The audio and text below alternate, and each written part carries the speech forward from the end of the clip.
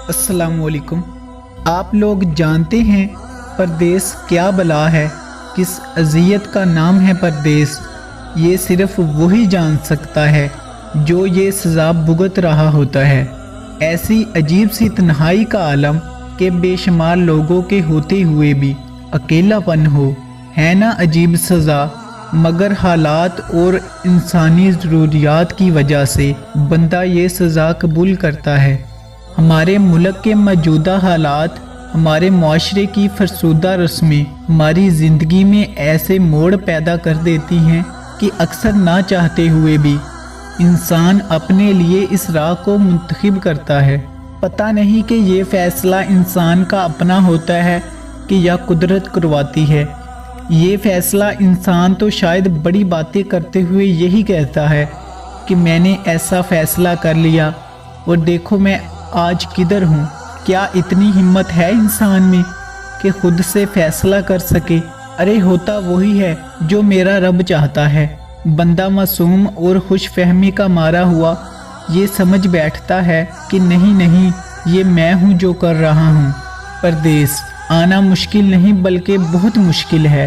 पहले तो जो रास्तों की दुश्वारियों में अपनी जगह, मगर जो असल बात के कुछ रियाल, कुछ दिनार, कुछ डॉलर कमाने के लिए अपने मासूम बच्चों से जुदाई कबूल करना, उनकी ज़िंदगी के वो दिन जो पलट कर नहीं आते वो खो देना, उनकी हंसी, उनकी ज़रूरत के वक्त उनके पास होने की तलब, उनकी बीमारी में उनको लेकर भागना और परेशान होना, उनके छोटे छोटे झगड़े निपटाना, कभी पेंसिल लेकर आना, कभी किताब कापी लेकर आना, अलगर्ज ऐसे बहुत सारे मासूम काम जो ना कर सके, और उन लम्हात की ओज़ कुछ दिनार ताकि उन्हीं की कामयाबी ज़िंदगी के लिए बंदोबस्त किया जा सके। ये है परदेस। कभी बीमारी में अकेले पड़े रहना, ना कोई साथ देने वाला, कमरे की गटी फ़ज़ा, सिगरेट का धुआं और बदबू, बिखरी चीज़ें, मैला कंबल, फटा हुआ पर्दा, बिखरी सोचें, ये सब क्या है? ये परदेस में रहने का बोनस है शायद। और यही बंदा वक्त की मार खाकर अपने हिस्से की बिगाड़ काट कर वापस लौटता है तो हकीकत में कुछ भी उसका अपना नहीं होता। उधर दीमक की तरह लम्हे सब चाट चुके होते हैं। मुआशरे में अनफिट करदार, खांसता हुआ बुढ़ा, ये है परदेस शायद। यकीनन तन्हाई का अजाब सहना आसान नहीं होता। शायद लोहे के चने चबवाने जैसा है।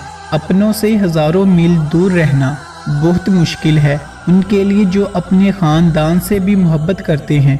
कुछ बातें बयान करना इतना सहल भी नहीं होता।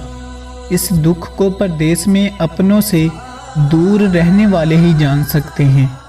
हम अपने बच्चों की ज़िंदगी बनाने के लिए ये छोटी छोटी खुशियाँ खो देते हैं।